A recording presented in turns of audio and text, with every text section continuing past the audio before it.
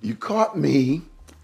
Okay, no need of me just doing. I might as well tell you what I'm doing. 5 smooth stones. 1, 2, 3, 4, 5. I was. I keep them on my desk. I keep them basically with me everywhere I go.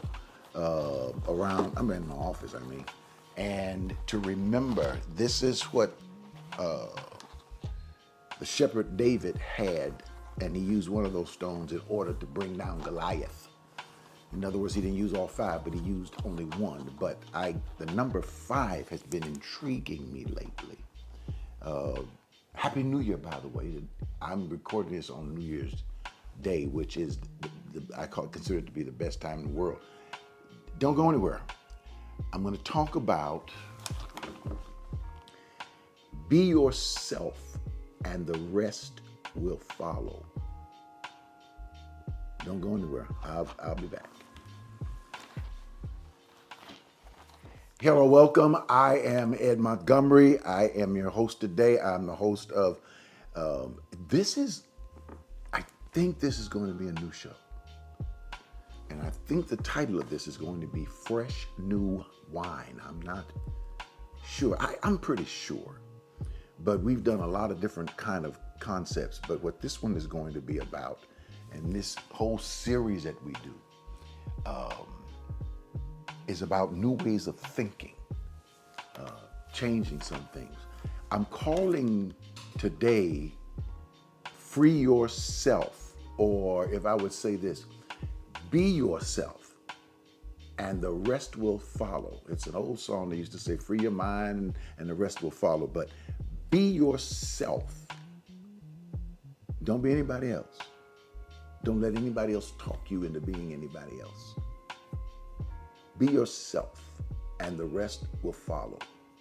I'm your host today. I'm the host of this particular show. I'm also your host on Sensational Sunday that comes on every Sunday morning, which is our morning presentation, my presentation before our live community. And I like sharing that with you. That's when all of us gather together on Sunday, and we come together, and it's probably no more than about 70, 75 minutes long. Yep, that's right. But I promise you, it is a session that is fulfilling. There's a lot of energy when you come together. So keep that in mind. And we're out in Katy, Texas. And so I'm the pastor, founder, and director there. So, but I for the last month, I'm going to say last month, I have been having an experiment. I've been doing something. I was watching, and I'll be honest, I was watching that movie, It's a Wonderful Life. How many of you have seen It's a Wonderful Life? You've seen it? Okay. You type in yes if you've seen it in your comments.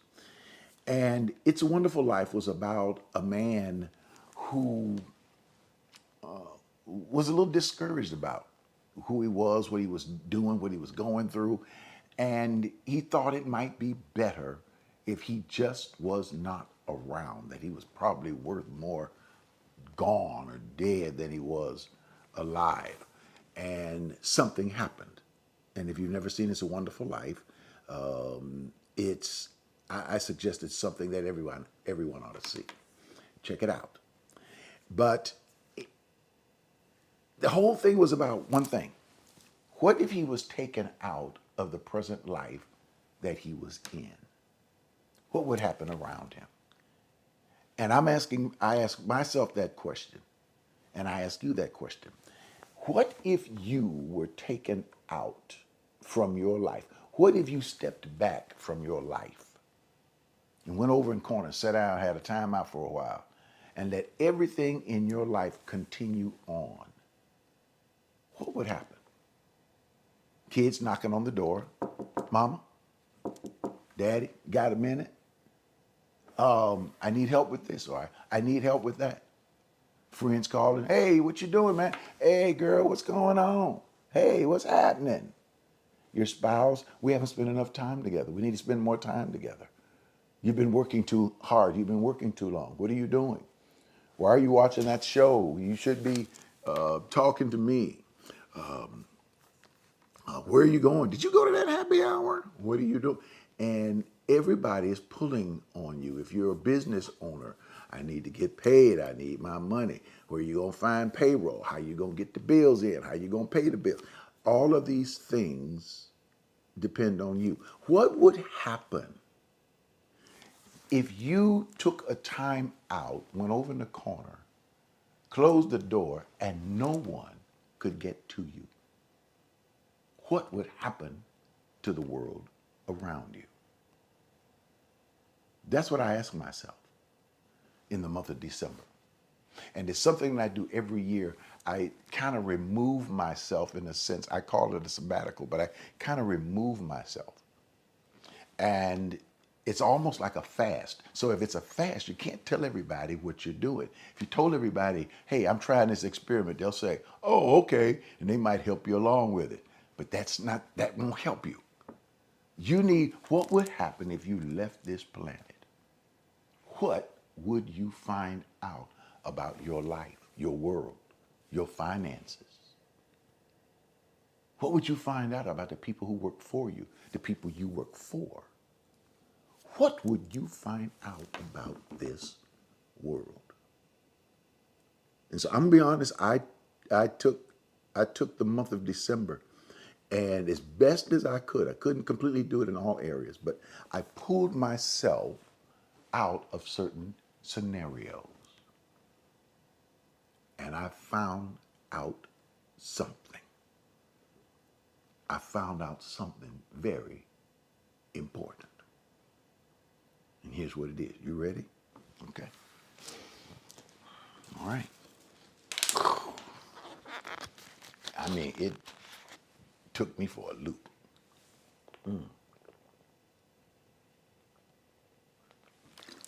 Ooh, there's some cold water.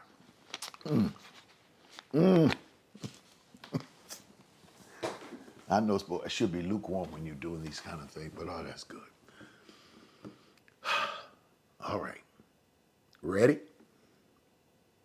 Hit those comments. Let me know where you are, by the way. Let me know where you're watching this from. Are you watching this, if you're not in Houston, what part of Texas, or where are you watching? What city you're watching from? If you're out of the state of Texas, let me know what state you're in. Or if you're out of the United States, let me know what country you're watching this from. Here's what I found out when you take a time out, and if you can pull yourself out of your life for a little while. Some people, maybe you might be able to try this for a day. Maybe try this for a couple of days. Some people, you never make it past 3 days. They'd find you. You'd never know. But here's what I found out. The world will go on when you're gone. Say it with me. That's number one. The world will go on when you're gone. Well, it's no big revelation. Oh, it is a big revelation. It's a big revelation, especially if you're going about your daily life and people are pulling and tugging on you every day. You got to pay the bills. You got to do this. You got to go here. You got to go there. You got to write a note. You got to write a letter. You got to get the income tax. You got to do all of these things. And you find out that if you were pulled out of this planet, the world would go on when you're gone. And so what do you learn from that? While you're alone, the world is going on.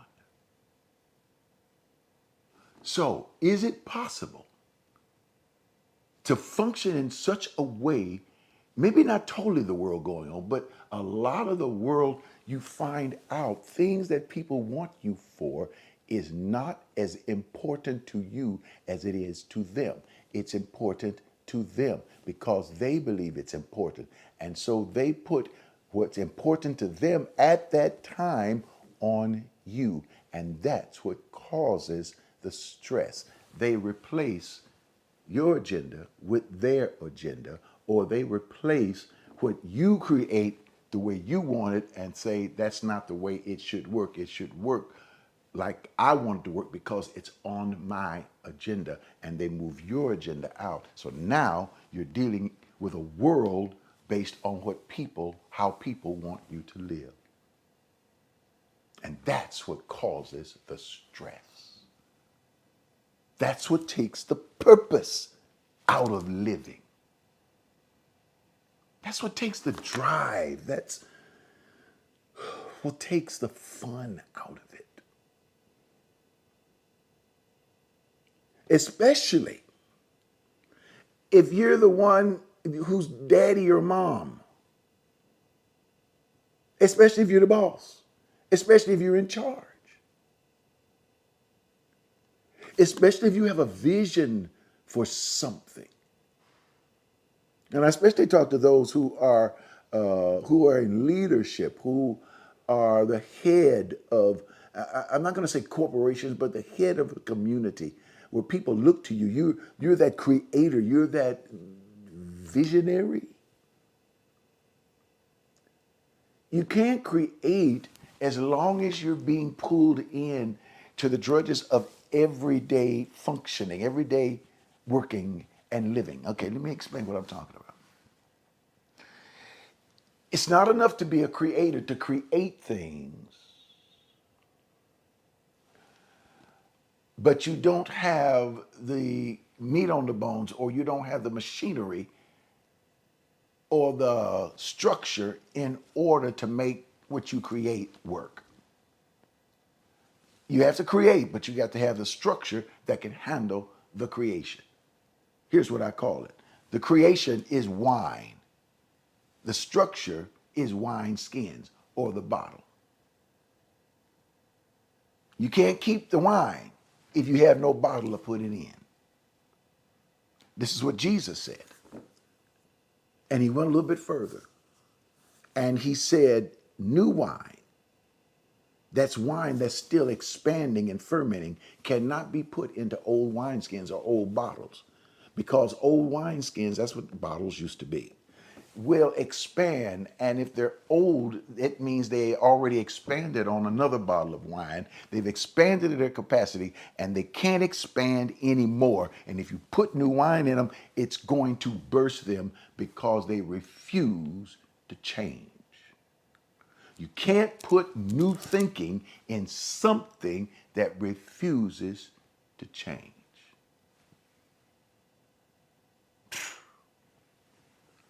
Yeah. So what you may have to wind up doing is building a total new structure to handle your new thinking. I sat back and I'm doing this today because I said, let me be me and just be yourself, and everything else will follow. And that's what I've learned. We put on 100 different masks. Our ego, or I call them the faces of the ego. We have a face for those that we meet when we go to work. Then we have a face for those that we meet when we meet them for the first time, and hey, I think she's cute, or I think he's cute. We have a face for that. Then we have a face that we put on for our children. Hey, little baby. Then we have a face that we put on for our spouses. Hey, honey, what's going on? You know, you put that, so, you know, I'm the strongest thing in your world. You know, I'm the provider and everything. When you want to come home sometime and just say, crap, baby, I don't know if I can take this no more. Well, you can't put that face on. So you put on another face.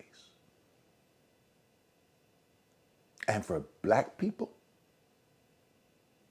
you have a face, not all of you, but a lot of you. A lot of us have faces that we put on for white people that white people do not put on for black people.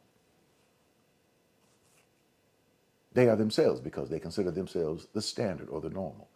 Black people feel like my value, or so I have to put a particular face on. And when I began to see these things and look at these things from afar and realize that this is what Jesus was trying to tell us. You're going to have to change your thinking. And that thinking is going to require a new structure. You're going to have to learn something different about what you think you already know, especially in the spiritual. I'll give you an example. God. Most people don't realize that God is not the name of God, right? God is not God's name. God is the symbol of what God is. What God is character. Nobody knows what the character of God is. God is too out there for us to know what God's true character. Somebody said, well, God is good. How do you know God is good? Because what is good, what's good to you, may not be good to somebody else. We're finding out what's good to us, what's good to the Democrat Party is not good to the Republicans. The Republicans think what they're doing is good, and the Democrats saying, no, that's not good. So good can be relative. Good can mean a lot of different things based on what you think. And based on the majority of what people think, they can make the definition of good really be good if it's enough of them. There was enough of them to put what they call good in the office of the president. No, wasn't it? So here's where we are. We're putting on these masks and putting on all of this makeup and different things in order to reach different people. And it's hundreds of us, thousands of us inside trying to portray something to different kinds of people. And I ask myself the question, do we even really know our true selves and what our true selves really is, what it is about? Have we ever seen it? And if somebody told us who and what we really are, could we handle that? You have no idea how powerful you are. Some of you are creating worlds for other people to live in and then connecting your world to their world. Maybe now we learn part of the learning about God in us and Christ in us is learning to be yourself. As you learn to be yourself, you might learn to be the God inside of you. Learn to be yourself. When you be yourself, the rest will follow. Money will come. Right kind of relationships will come. I was sitting back the other day and I said, maybe I'm getting a little bit older. Why do I keep doing this? But I keep doing this as long as I'm able to talk some reason to people. I'm not talking that old kind of Christianity where the structure is falling apart. Do you know that the old Christianity structure that we've been seeing, oh, the hallelujahs and everything, that's nice and fine, but it's falling apart. Some people don't understand it. Some people don't even care about it. Some people have not even thought about it. People are worried about why people don't go to church. There's no challenge there. What are you saying to them?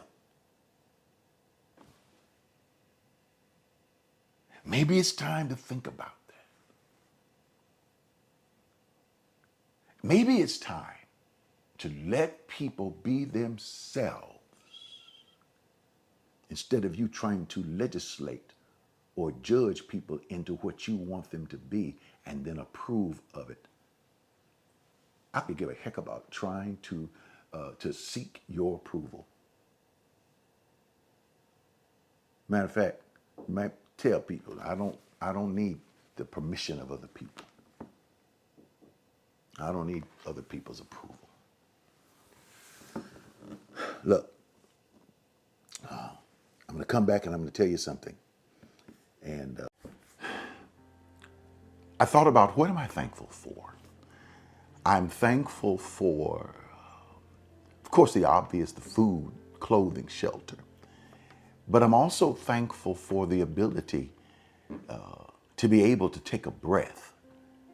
I'm thankful for being able to put one foot in front of the other. Thankful for the ability to laugh, to have people around me that I love and people around that love me. Actually, I'm thankful for some very simple things, but these are things that mean a lot to me. Tell me, during this holiday season, what are you thankful for? What has made an impact in your life? What has caused you to think? What has caused you moments to where you say, you know what? I feel so blessed by God. And whether we know it or not, we are blessed by God. However you sense God to be, God is much bigger than everything. God is greater than everything. But more than anything, God is within you. So every breath you take, remember how thankful you are to God during this holiday season. Regardless of what you have in your pocket, it's what you're blessed with. And that blessing is what we feel. Take a moment and show that gratitude. Help us to be able to remind people of this same gratitude all over the country, all over the world. Yes, we reach England. We reach South America. We reach all of the nation, all the states of the nation. Please make sure you do it. Take a moment. Look at your text to give. 713-742-2035. Look at the numbers on your screen. Or go right now to myalc.org. That's myalc.org. And make your holiday gift. Make your Thanksgiving gift. Make your Christmas gift. Make your holiday gift. Do it right now. Because while this season is available, let the warmth of your heart come through and let it fill not only your life, but the lives around you. God bless you, and we love